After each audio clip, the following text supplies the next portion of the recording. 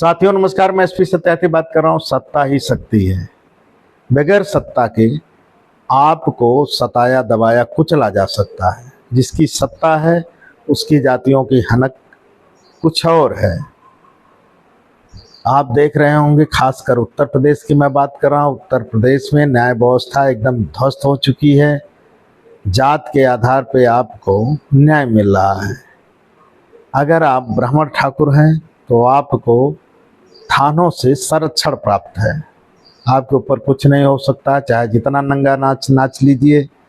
और यदि आप शूद्र अछूत मतलब एससी ओबीसी हैं तो समझ जाइए आपकी खैर नहीं। गलती करेगा कोई और सजा भुगतेगा कोई और। आप आवाज भी नहीं लगा सकते। देखे होंगे चंद्रशेखर का एक मैटर आया है,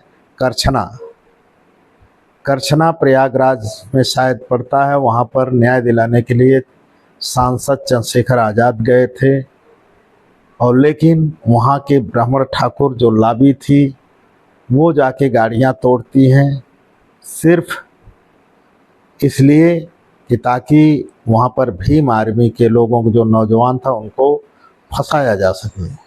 वीडियो कई प्रकार से आई भी हैं और आप देख भी रहे होंगे। समझ लीजिए काम कोई और करे गलत और फंसे कोई और, फंसाया जा रहा है। कोई निष्पक्ष जांच नहीं।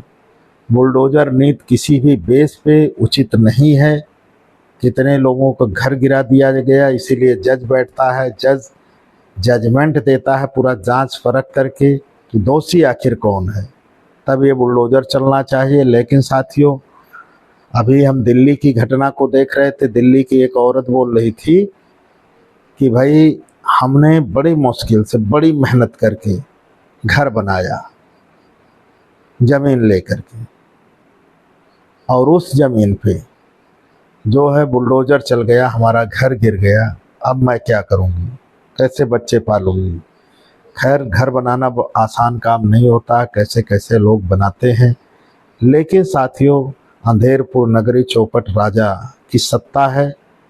वो न्याय व्यवस्था ध्वस्त करके वो सिर्फ एक सूत्री कार्यक्रम चला रही है, जिसको आप देख रहे होंगे। बुलडोजर की कोई न्यायिक काम नहीं है बुलडोजर का।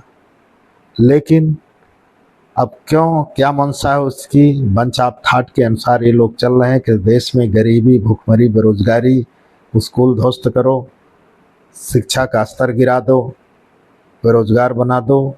ये बंच ऑफ थॉट में लिखा, उसी के अनुसार बीजेपी चल रही है। लेकिन आम जनता को इसके लिए सतर्क होना पड़ेगा, सजग होना पड़ेगा।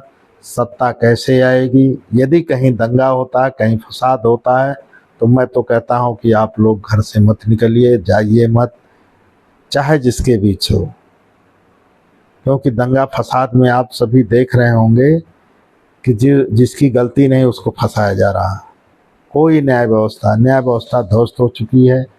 बिहार में अभी आप देख रहे हैं चुनाव चल रहा है। बिहार में चुनाव में एनआरसी लागू हो गई है। एनआरसी का कोई मतलब नहीं है। अगर ये लागू करना है तो आप निष्पक्ष होकर के लागू करिए, और सभी के साथ एक समान व्यवहार होना चाहिए, हमारा संविधान कहता है। लेकिन साथियों, जिसकी सत्ता उसी को संरक्षण प्राप्त है, जिसकी सत्ता नहीं उसका संरक्षण प्राप्त नहीं। और सत्ता में सिर्फ दो लोगों को खासकर संरक्षण प्राप्त है, ब्राह्मण और ठाकुर को। बाकी लोग जरा से भी गलती करेंगे या नहीं भी करेंगे तो उनका जब मन चाहेगा वो आपको धमकाएंगे, हुड़काएंगे।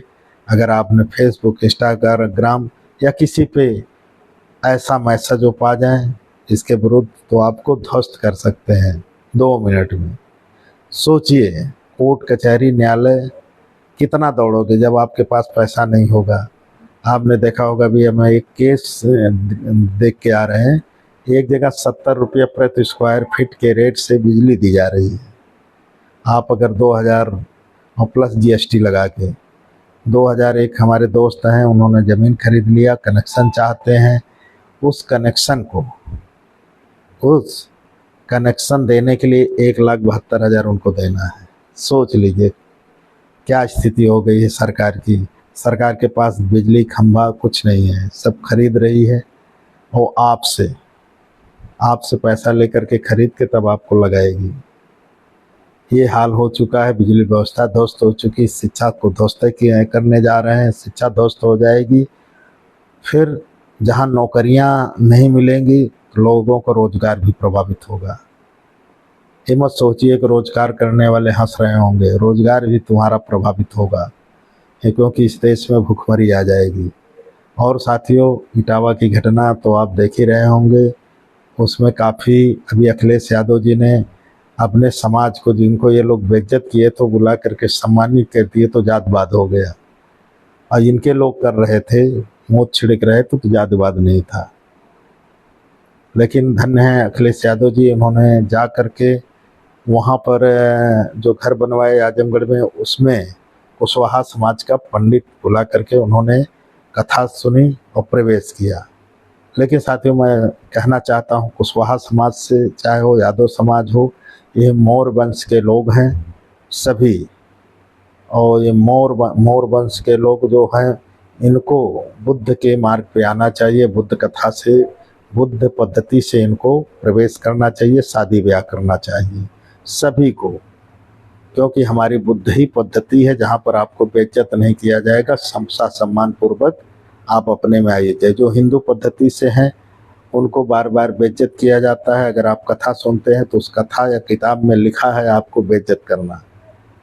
जो आपका पहनना, ओढ़ना, चलना नहीं देख सकता, तरक्की करना नहीं देख सकता, तो आपके घर पे आके आपके शादी में मंगल गाथा कैसे गा सकता है, आपका मंगल कैसे कर सकता है? मेरे तो नहीं समझ में आता। बहुजन नायक मानवर कांशीराम साहब ने कहा था कि भाई, जो आपके हाथ का छुआ पानी तक नहीं पीते, क्या वो वोट लेकर के आपके अधिकारों के लिए खाक लड़ेंगे? ये सोचना चाहिए आप सभी को। बहुजन नायक महापुरुषों की विचारधाराओं को पढ़िए। ऐसे नहीं, जो ललई सिंह यादव थे, उन्होंने त्यागा था, उनको पढ़ लीजिए। यादव समाज ललई सिंह यादव को पढ़े, कुर्मी समाज छत्रपति साहू जी महाराज को पढ़ ले, और निषाद समाज फूलन देवी से प्रेरणा ले ले, और संत धोबी समाज संत गाडगे डॉक्टर अंबेडकर से प्रेरणा ले ले। चमार तो सबसे प्रेरणा लेता ही है। जो लोग हैं, चाहे ललई को लेके दौड़ता है तो चमार अक्सर लेके दौड़ता है उनकी विचारधाराओं को, और अंबेडकर जी के विचारधाराओं को चमार लेके दौड़ता है। वाल्मीकि भी अभी धीरे धीरे आना चालू कर दिया है। और भी ऐसे समाज, जो छत्रपति साहू जी महाराज का जन्मदिन मनाना हो तो अक्सर आप देखते हैं चमार हिस्सेदारी चढ़ बढ़ करके लेता रहता है। वो जगाना चाहता है लोगों को, जग जाइए, अपना हक अधिकार के बारे में लड़िए। ये धर्म का मुद्दा छोड़ दीजिए। धर्म कभी किसी को आगे नहीं जाने देगा अगर हिंदू है।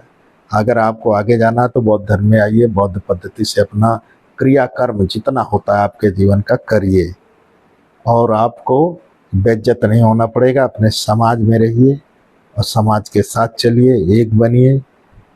चाहे अखिलेश यादव हो, चाहे बहन जी हो, बहन जी ने तो खैर बौद्ध पद्धति से अपना सब कुछ करती है, उसी तरह अगर अखिलेश आ गए तो चमार अहिर की ताकत मिल करके इस देश में हम लोग राज कर सकते हैं, अगर ये दो लोग मिल जाएं। लेकिन कुछ लोग ऐंठन में हैं कि हम चमारों के साथ कैसे एडजस्ट करें। अब वो चमार नहीं रहा।